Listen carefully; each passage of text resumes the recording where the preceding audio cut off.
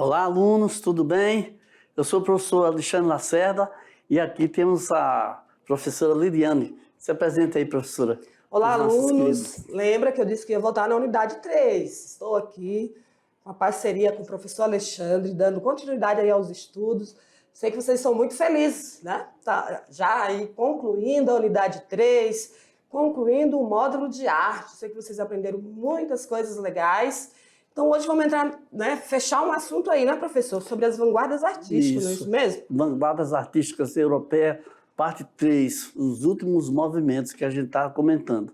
Então, nós vamos logo começar com a nossa aula, vamos direto lá para o nosso slide e vamos aqui para o assunto de hoje, né? As vanguardas artísticas europeias, parte 3, nós vamos ver o dadaísmo e o surrealismo, tá? As nossas habilidades, professora. Então, as habilidades que vocês irão desenvolver, né, ao longo desta aula são as habilidades gerais. Compreender e analisar processos de produção e circulação de discursos das diferentes linguagens para fazer escolhas fundamentadas em função de interesses pessoais e coletivos. Isso mesmo. Então, vamos iniciar logo com uma atividade interativa. Estudante, observe essa imagem aqui. Dá uma olhada nessa imagem. Vou olhar ela aqui de forma ampliada. Vamos ver se dá para a gente... eu fiquei bem na frente aqui da imagem, né? Deixa eu chegar um pouquinho para cá. Isso. Então, queridos, dá uma olhada nessa imagem aqui. Está desse lado. Mais um pouco, é. Então, queridos, é uma imagem que representa aí um relógio ali meio que derretido, não é isso mesmo? É a visão que nós estamos tendo, um relógio em cima da mesa. Inclusive, essa obra até confunde, é do mesmo artista. Do mesmo artista, é o Salvador Dalí. Isso, mas confunde com outro, né, professor? Com a persistência. Exatamente. Olha só, vocês observem, né, os vários detalhes, tem muitos detalhes para observar aí. Porque naquela nossa aula sobre a leitura da imagem, né, nós aprendemos a esmiuçar bastante. Você vai ver que até formiga tem aí nesse desenho, né, dessa pintura que foi feita pelo fantástico, o excepcional Salvador Dalí, o espanhol. Exato. Então vamos ver essa obra. Vamos lá para a tela para a gente observar melhor. E já fazemos logo a pergunta, né? Uma enquete, uma interatividade para vocês ao final desta aula responder. Então, você sabe o nome dessa obra? Ela está relacionada a qual movimento? Então, estudante, a gente vem durante aí, né, o professor Alexandre trabalhando nas vanguardas europeias, parte 1, parte 2, hoje é a parte 3, trabalhando aí as vanguardas artísticas. Então, nós sabemos que vocês estão compreendendo aí esse contexto das vanguardas, né? Que é essa nova forma de fazer arte, né, professor? Exatamente. E ao longo da nossa aula você vai adquirindo elementos que vão lhe facilitar, dar uma resposta satisfatória para a nossa enquete aí, tá ok? Isso, vocês vão descobrir quem é, né? O professor já falou aí, mas vocês vão conhecer mais sobre esse artista e também o movimento dessa obra. Então, vamos dar continuidade. Vamos para a tela, muito bem. Tá, o nosso primeiro movimento aí, nós vamos falar bastante dele, é o dadaísmo, né? Então, veja bem, alguns artistas, diante da matança que aconteceu durante a Primeira Guerra Mundial, mostravam-se descrentes da civilização e munidos de um espírito anárquico e questionador, criaram então o dadaísmo, cujo principal idealizador foi um poeta romeno, que tem esse nome aqui, né? O Tristan Tzara. E o movimento, né, que começou com seus escritos poéticos, né? Ele era pautado pela ironia. Exato. Então, professor, vamos falar um pouquinho mais desse contexto aí das vanguardas europeias, né? Estudante, vocês devem estar perguntando, mas esses movimentos são vários movimentos artísticos, né? Já estudaram aí o expressionismo, impressionismo, cubismo, enfim, estudante, esses movimentos artísticos, né, culturais, eles iniciaram, né, lá na Europa, não podem esquecer disso, né, que o início foi lá na Europa, em vários países ali da Europa. Então, o que aconteceu? Qual era o contexto nesse período? É o contexto de um período moderno, né? No qual houve muitas mudanças no contexto político, social, cultural, influenciado pelas tecnologias, pela indústria, também pela guerra. Então, os artistas estavam eufóricos, né? Por tantas mudanças, tantas transformações na sociedade, e a guerra influenciou muito, né, nas questões sociais, nas mudanças, muitas mudanças negativas, né? Porque muitas pessoas foram dizimadas, muitas obras de arte também desapareceram nesse período, né? Muitos prédios, né, onde houve muito bombardeios, né, ali na Europa, ali naqueles países ali alemães, né? Eles invadiram muitos países, né, professor? Então, diante de tudo isso, do contexto da Primeira Guerra Mundial, depois deu sequência na Segunda Guerra Mundial, então a Europa vem se modificando. Isso também espalhou para o mundo.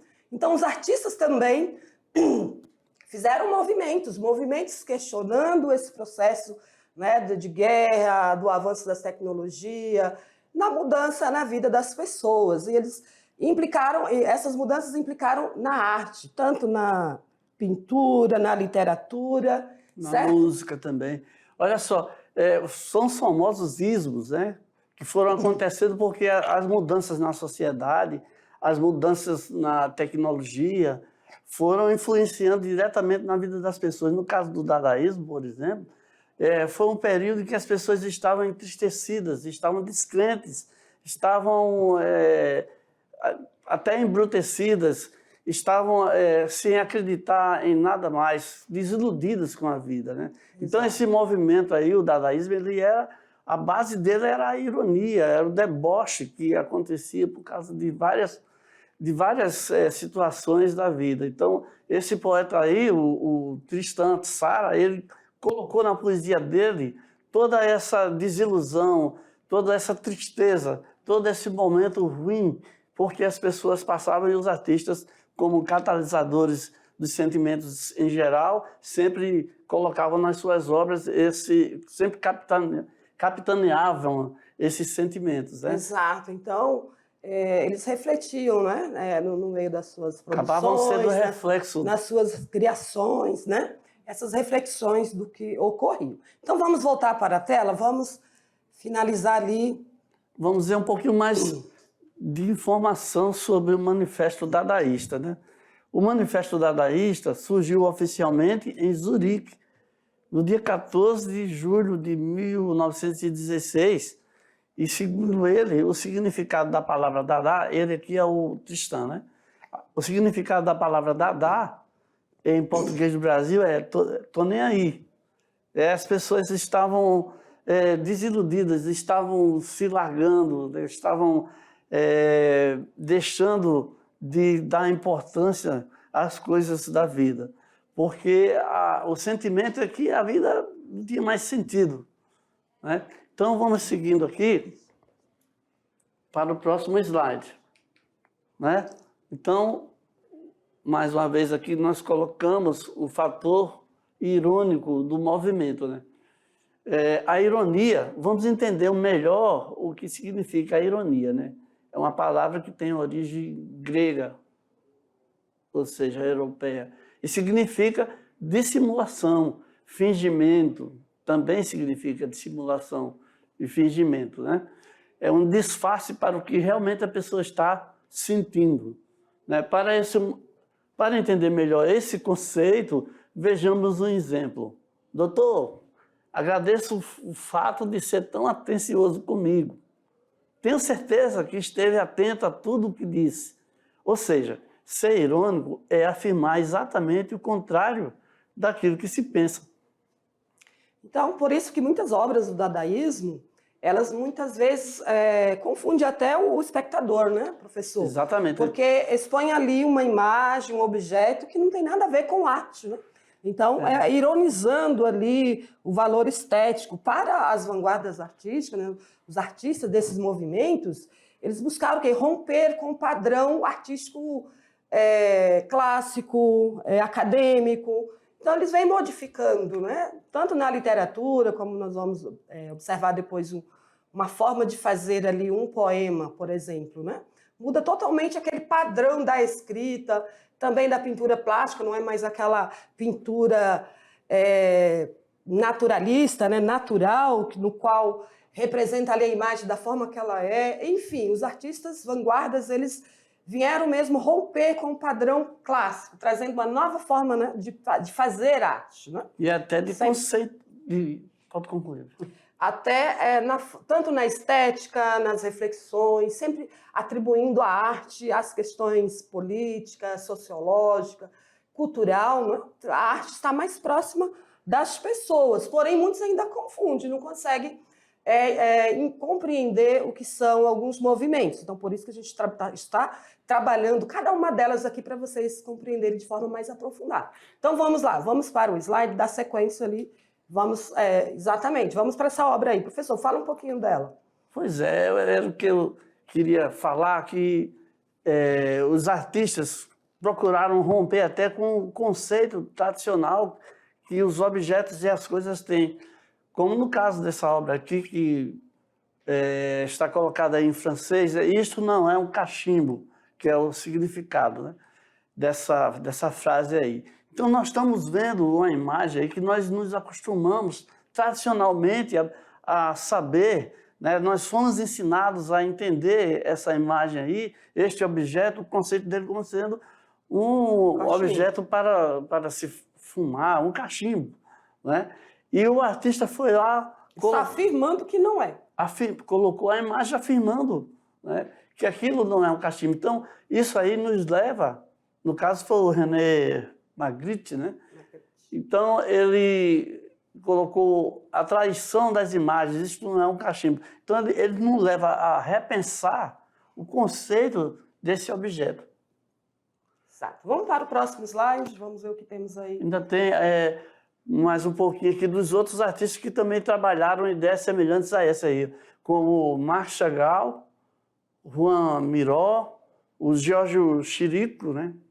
E o Salvador Dalí, que são artistas surrealistas, mas que trabalharam também nesse tipo de conceito.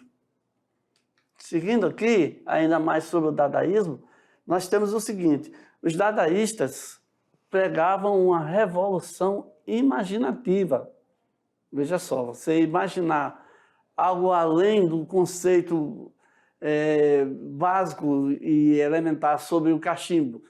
Você tem que exercitar bastante sua imaginação para encontrar outros significados para aquele conceito, outras interpretações. Então, pautadas nos conceitos antimodelo, anti-arte, anti-artístico e na expressão do ilógico e irracional. Então, eles consideravam a espontaneidade e o instante os únicos procedimentos possíveis para a criação artística. As produções não tinham objetivo estético. Olha só, isso aqui é revolucionário. Isso aqui.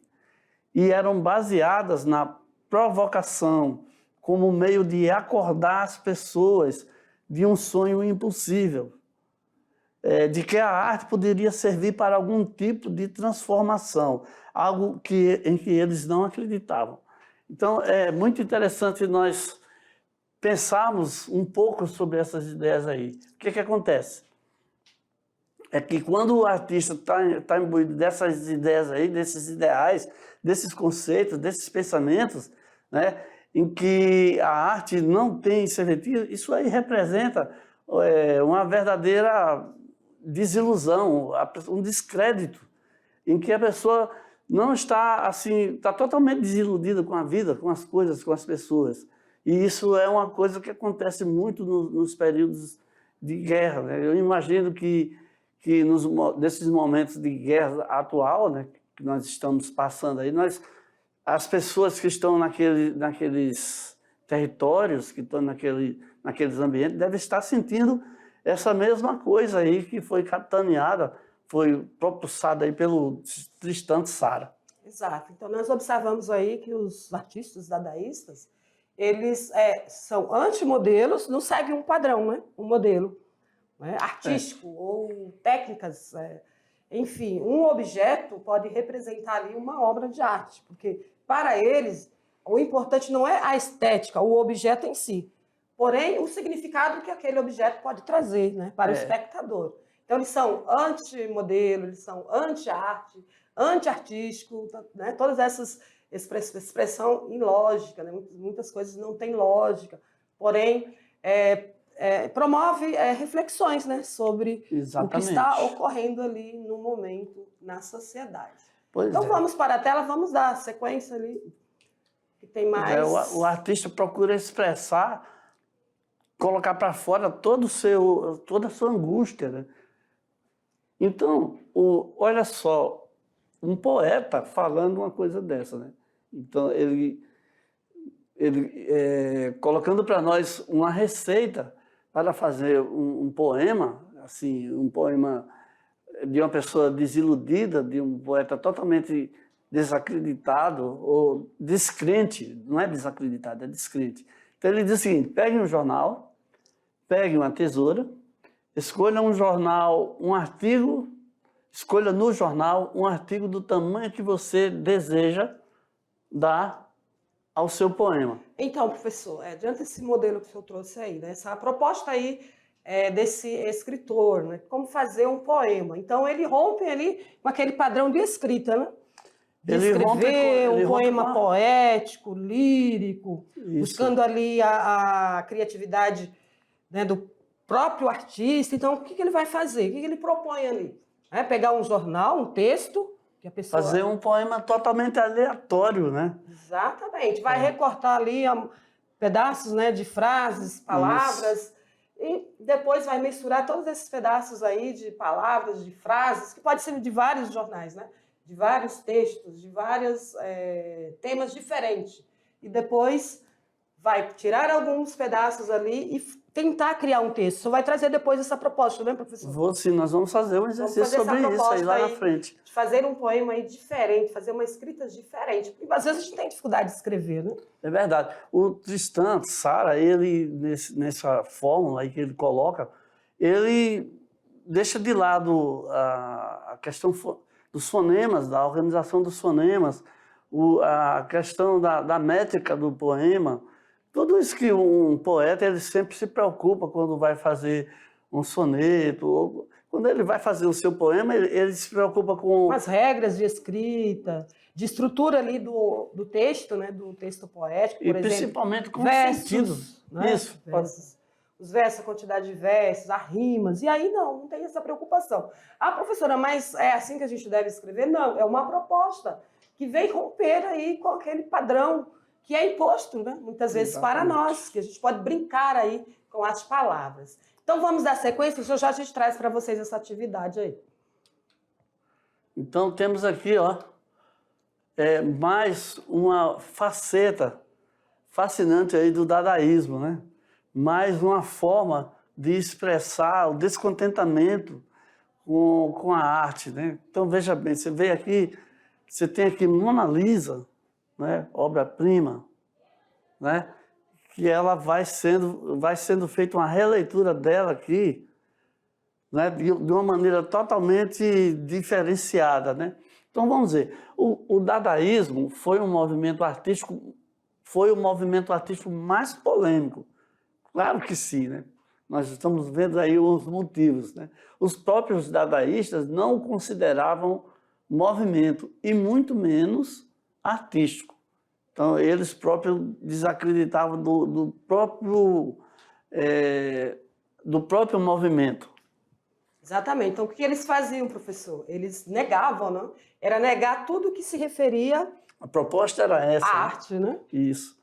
Então vamos ver se a gente deixa aparecer mais aqui para a gente poder comentar. Então eles pegaram ali, né, uma obra muito famosa de Mona Lisa, e foi fazendo uma releitura, brincando aí com a arte, né? Trazendo outras imagens, outros sentidos, também outra estética, né? Isso é muito legal, né? Mas você veja que brincar aí também com a arte, né? Com as artes plásticas. Eles pegaram ao mesmo tempo, você veja que a imagem ao fundo é a mesma, né?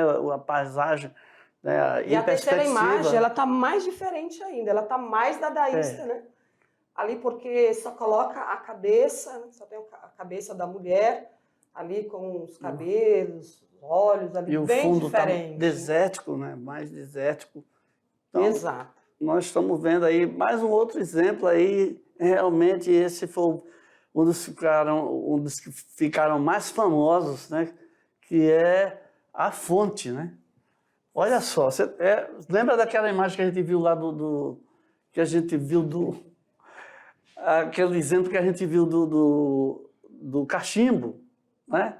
É uma leitura semelhante quando ele faz ele coloca isso aí como uma obra de arte, né? Então, o Marcel Duchamp, né, ele considera essa obra aí é considerada uma das obras mais representativas do dadaísmo na França, criada em 1917. Foi ele que fez essa exposição aí, teve essa coragem aí de colocar, e ali ainda tem mais o nome do fabricante lá no Orinoco. Tá colocando... Eu gosto muito de fazer esse comentário, professor, nessa obra, porque quando eu vi a primeira vez no livro didático, quando eu estava fazendo lá o ensino médio, já há muito tempo, né? Então eu ficava indignada, falei, como que um artista faz isso? Pega um objeto, né? Um objeto do banheiro, né? Uma peça que faz parte lá do banheiro masculino e coloca como uma obra de arte.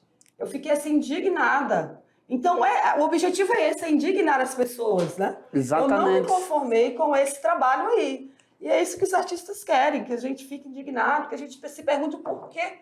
Eles querem a não polêmica. faz sentido, é sem lógica. Então, e mais tarde eu trabalhei essa obra com os alunos do meu lado fundamental, eles fizeram o mesmo questionamento, não tem nada a ver com arte. É essa a ideia dos artistas, que a gente não associa à arte, né? Mas ao mesmo tempo não deixa de ser arte, né? Porque traz aí as percepções, aguça as percepções, os sentimentos, né? O valor estético, né? A gente olha ali, a estética não tem nada a ver, não é um vaso, não é um vaso de flor, não é uma obra, não é uma pintura, não é nada, é só um objeto utilitário, né? Mas a questão é justamente porque provoca uma inquietação porque ele apresenta o Orinoco sob uma nova perspectiva, né? Um novo conceito. Então, ele leva as pessoas a pensarem e a discutirem. Essa própria discussão que você teve lá junto com seus alunos lá, já significa que o objetivo do Marcel foi atingido aí, né? Plenamente. Então, vamos lá, vamos seguir, que o tempo está... Vamos ao novo tema, então, surrealismo. Né? A palavra já está dizendo surrealismo, além da realidade, né, professor? Quando que surgiu aí esse movimento? Então, na década de 1920, na década de 20, surgiu um movimento liderado pelo poeta e crítico francês André Breton, que viveu nesse período aqui, tá?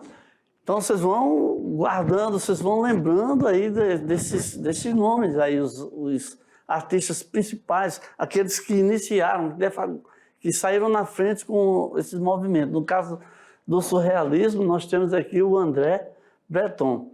Então, o surrealismo se refere a algo além da realidade. Não esqueça desse conceito aí. Quando você interiorizar essa ideia, né, de né, além da realidade, do realismo, você vai entender melhor tudo que você vai ver, tudo que a gente vai mostrar, toda a ideia dos artistas surrealistas. Né?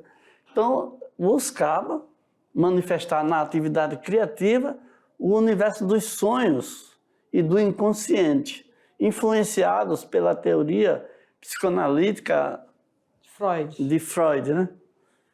Exato. Então, professor, nós podemos já comentar, né, que as obras surrealistas, elas podem parecer assim algo sem sentido ou absurdas, né? Isso mesmo. Por quê? Porque está além, né, da realidade, ou seja, do universo dos sonhos. Você sabe que geralmente nos sonhos a gente pode voar, a gente dirige sem saber dirigir. Eu dirigi tanto antes, né, fazer a minha carteira sem ter pego num carro. Eu dirigia tanto, eu voava no sonho. Então, no sonho tudo é possível, né? Aliás, os nossos sonhos é tudo aquilo que está no nosso inconsciente. Por isso que esses artistas aí, eles estavam de acordo às ideias, né, de Freud, né, que nesse período aí trouxe as teorias, do universo do sonho, né? A psicanálise, né? Ou seja, que todas as nossas manifestações, ou no nosso cotidiano, ou nos sonhos, está muitas vezes no nosso inconsciente. Então vamos ver se eu trouxe algumas obras aí, vamos dar uma olhada. Tá, deixa eu ler um pouquinho só sobre isso aqui, porque para ver se tem algum dado a mais, né? As obras surrealistas podem parecer sem sentidos e absurdas num primeiro momento. Elas lidam com o mistério dos sonhos, com a espontaneidade das vontades inconscientes, com referências simbólicas àquilo que cada ser humano não compreende de si mesmo. Então, veja aí, a gente comentou certinho ali sobre a ideia básica do surrealismo, né? Então, na obra A Traição das Imagens, né, se propõe aí uma reflexão atrelada à nova forma de pensar a arte, o que não é realidade, né?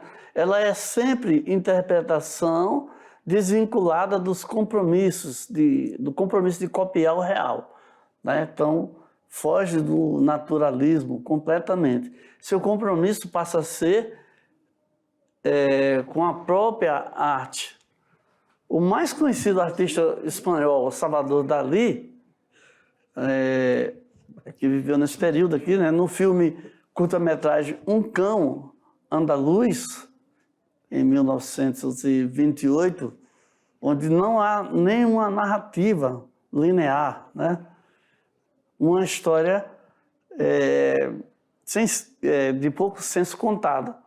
As cenas aparentemente desconexas e absurdas se sucedem em situações que podem gerar angústia, desconforto, como um sonho ou pesadelo. Então, nós estamos vendo aqui, ó, uma animação aqui do Salvador Dalí, né, o grande, famosíssimo, por causa de um certo filme, aí, de uma certa série que apareceu aí, que ficou famosa, né? Então aqui, olha, mais uma animação também sobre uma de suas obras, tá? Vocês estão vendo aí a obra derretendo, né? Então vamos lá. Então, aqui nós temos outros artistas que fizeram parte deste movimento, né? Como o Marc Chagall, o Juan Miró e o Jorge de Chirico. Seguindo aqui, nós temos a nossa enquete, né? Você sabe, vamos responder aquela enquete que a gente comentou, que a gente colocou lá no início, né? Você sabe o nome dessa obra? Ela está relacionada a qual movimento? Então, nós vamos logo colocando para vocês aí que trata-se de O Relógio Mole, né? No princípio da explosão, no momento da primeira explosão. Olha só, esse trabalho aí faz parte de uma série de outras obras que o Salvador foi fazendo aí, né? Que foi onde ele foi explorando o surrealismo, onde ele foi explorando essa ideia, né, das coisas que estão além da realidade. Olhando aí para o nosso relógio, nós chegamos, né, a uma imagem totalmente fora do real, fora do que a gente conhece, né, ou imagina, né, totalmente fora daquilo que a gente está acostumado a ver. Exatamente. Então, há também a ideia de que os relógios, que geralmente eles aparecem moles, derretendo, né? Eles simbolizam a flacidez e a potência sexual, né? Na visão do artista. Então, são os assuntos abordados por ele, né?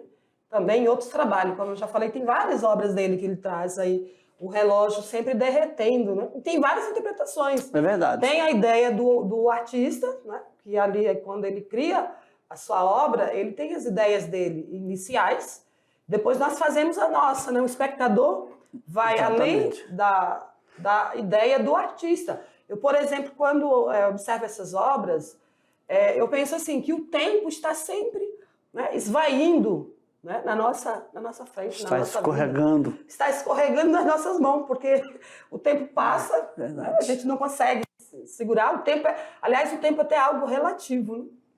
Nós que inventamos o tempo por meio do relógio. Como nós identificamos o tempo? Por meio do relógio, dos calendários e tal. Então, é algo assim que a gente não consegue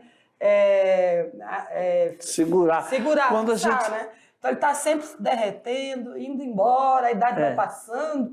Aliás, nós só observamos o tempo por meio das nossas mudanças, né? Das nossas mudanças físicas. Né? Também. O cabelo vai ficando branco, vai vindo as rugas, enfim.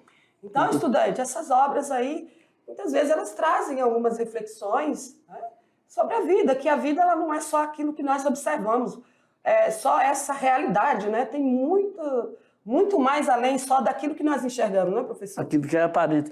Olha só, gente, pensando sobre a relatividade do tempo, quando você assiste um jogo de basquetebol, por exemplo, aí você vê que, às vezes, o atleta ele tem 8 segundos, ele tem uma certa quantidade de tempo, espaço de tempo para ele trabalhar uma bola e lançar lá na rede. Também uma outra maneira que a gente vê assim, a relatividade do tempo é quando a gente assiste uma corrida de automóvel, de Fórmula 1, e também tem os nossos corredores lá nas Olimpíadas, né? O homem que corre 100 metros em 10 segundos, e tudo isso aí, quando a gente está assistindo, parece uma eternidade. E quando a gente está assim... Aliás, a gente pode fazer muita coisa em pouco tempo, né? É verdade. Muita coisa em pouco tempo. Aliás, nós perdemos muito tempo. Então, vamos lá, vamos voltar para a tela, vamos ver o que nós ainda temos nesta aula. Eu só queria falar só mais uma coisa sobre essa questão de flacidez, impotência. Isso aí é uma interpretação do artista. É ele que pensou dessa maneira.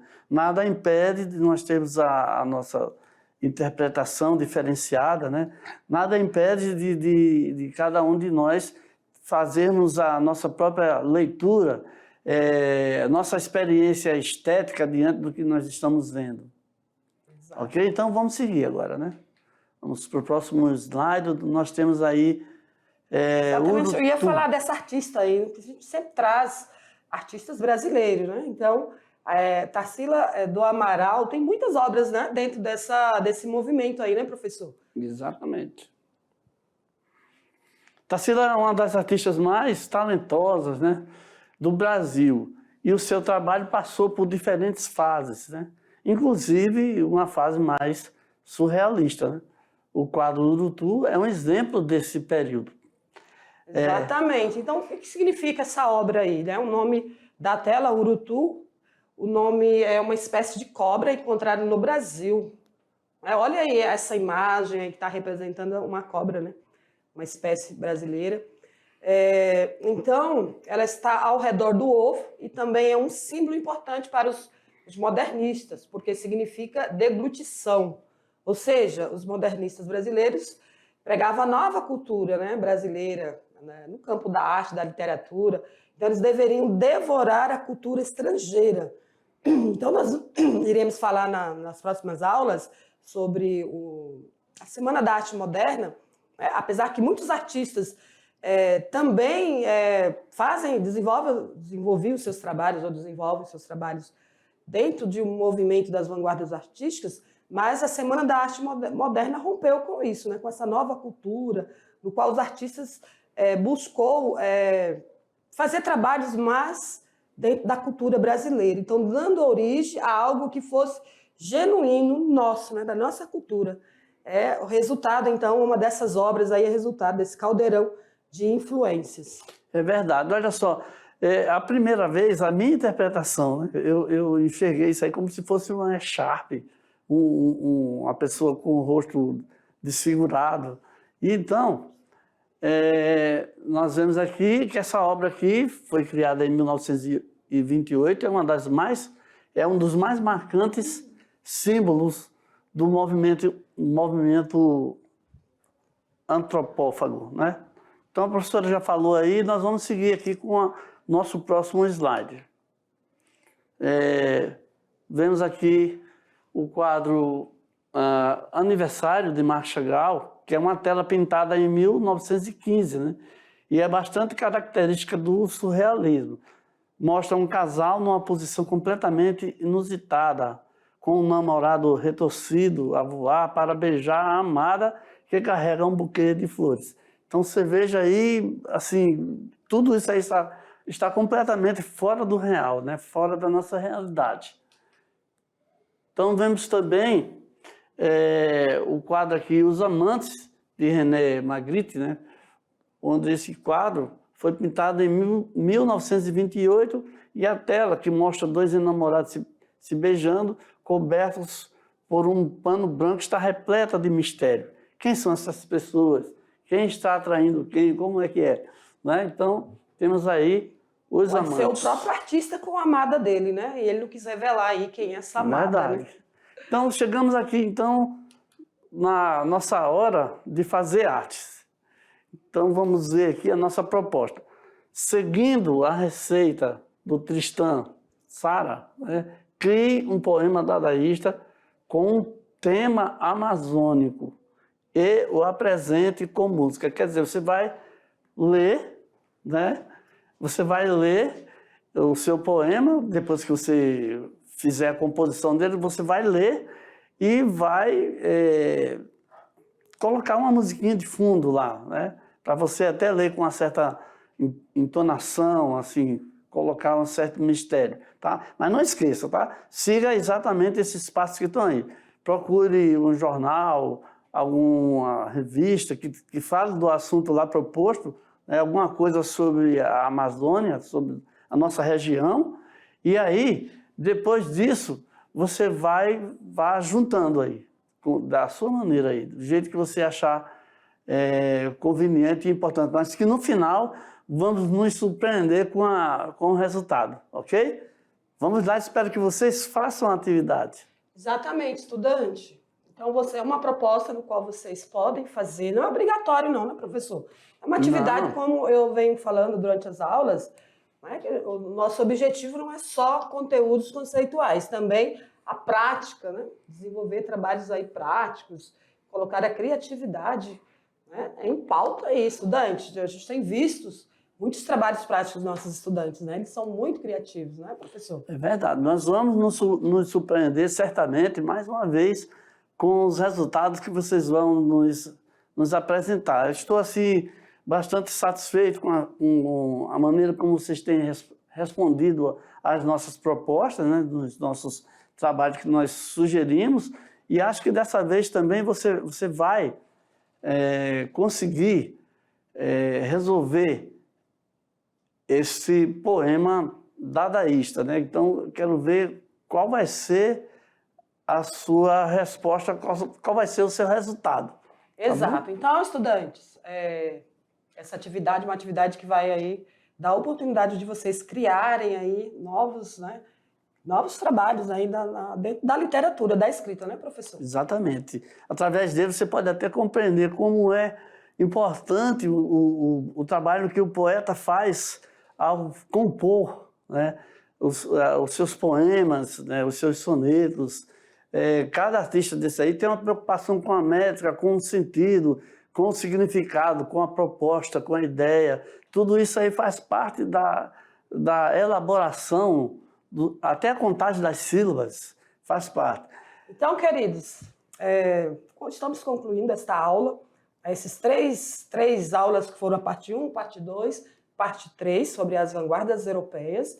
Então, são movimentos artísticos importantes vocês se aprofundarem, continuarem pesquisando, assistindo vídeos, né, para que vocês possam diferenciar um movimento da outra, porque são temas, porque nós já abordamos desde agora, porque são temas, geralmente, que caem também nas provas do Enem. Então, para vocês entenderem até os nossos artistas brasileiros, né, por que eles pintam, escrevem de uma certa forma, é porque muitas vezes eles têm base aí nessas tendências artísticas, né, professor? Exatamente. Então é importante conhecer as diferenças, as características de cada uma delas. O porquê que aquele artista enveredou por aquele caminho, né?